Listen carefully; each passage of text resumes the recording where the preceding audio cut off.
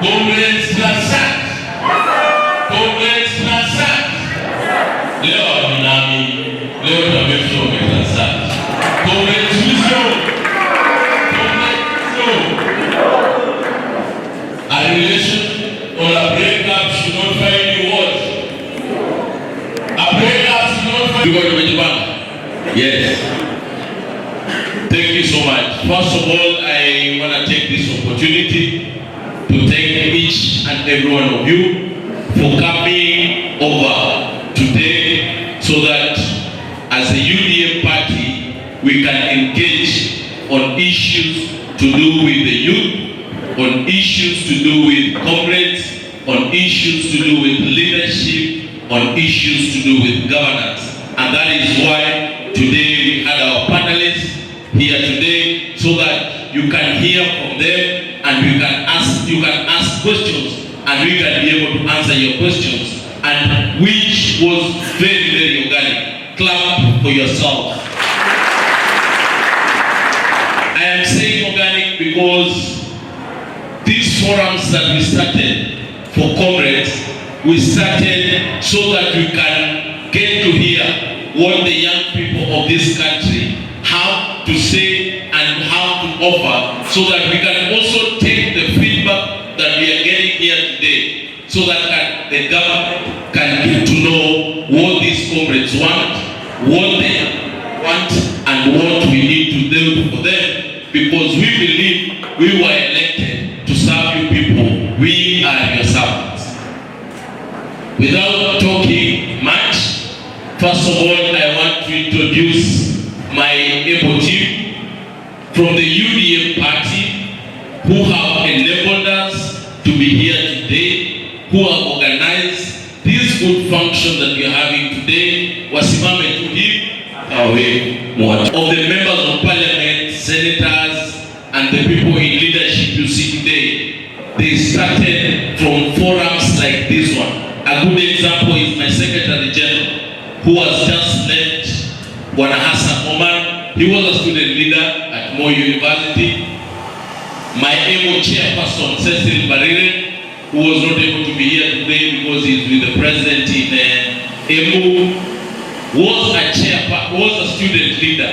Akina Babu Wino was student leaders. So Senator Sigei, Senator Aaron Cheriot, Murkomen, all those were student leaders. So you as students today, make sure you get into leadership and governance, because I know and I believe that you are the leaders of today and not the leaders of tomorrow. I'll give you my story later, but now let me give this chance to our MCAs who are here today so that they can say a word before I give our honorable members of parliament who are here. The area member of parliament Nyaribo Chache, Bwana Zahir Janga yuko hapa nasi, pigia makofi.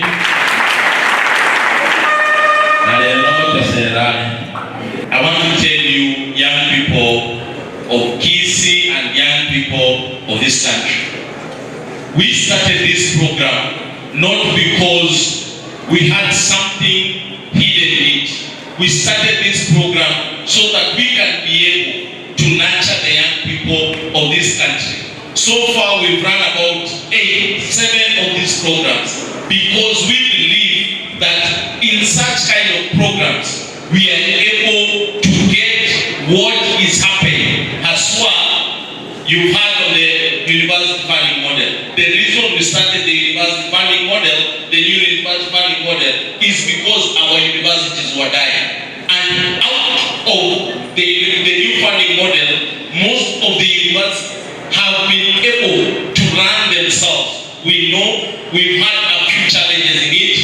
You people are in that committee of looking onto that issue. We believe that as government, we are going to be able to solve the problem of university funding model so that we go forward. Number 2, I want to tell you guys today, when you go home, kindly tell our parents or assist our parents in the knowledge that you've gotten here today on the issue issue of shark and sheep. As my brother Professor Machuki has said, when you have the shark or the sheep when you're in that the new funding, the new model of NHIF, the previous we've come from the old model of NHIF to the new one. If you go to any level 1, level 2, and level 3, you will not pay even a single cent. Today, if you get an accident and you register for sheep, you will not pay even a single cent. We've been paying a lot of money to people who have cancer, to Nachanga. Everyone here is in one group or the other because you have Nachanga maneno ya cancer.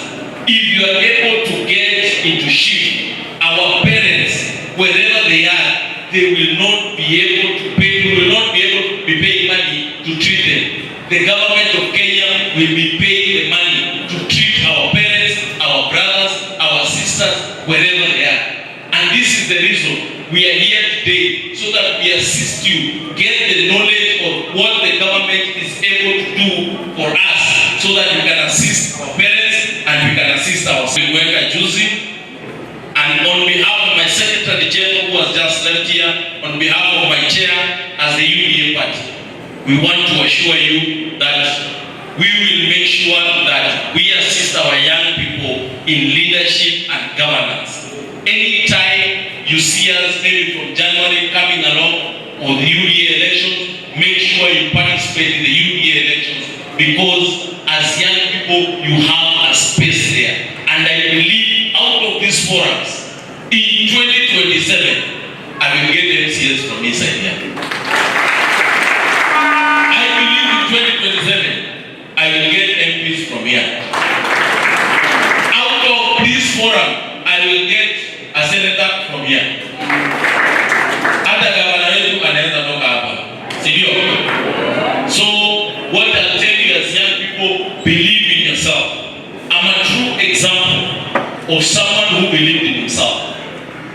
I normally tell people this. In 2027, in 2022, I was not vying for member of parliament. Sahir, akina Osoro, Alpha, you are listening. There were so many other people ahead of me. We had who was the current CS, we had Don Bosco, we had the NEM, all those were the ones who were buying. But these guys told me, of all those people, the person who can win this election, it is you.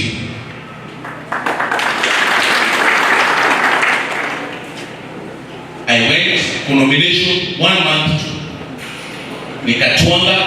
These people really assisted me. Akinantonela here, Uyuza here, Osoro, Alpha. I won my nomination. After I won my nomination, His Excellency William Ruto, who then was the Deputy President, called me, told me how to run an election, assisted me, held my hand, walked with me in my forwards. He came in forwards, telling people about me.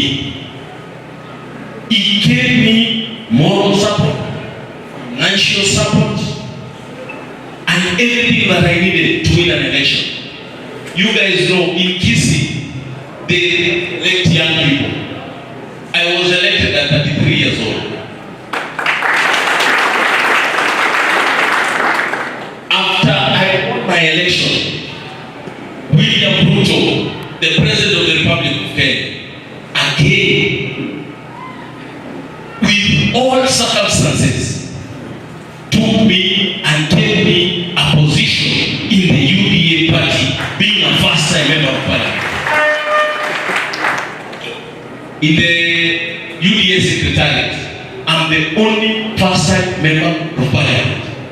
And if you look on all other parties, you must be a second-timer or a third-timer to be given a position in the party. What does this mean?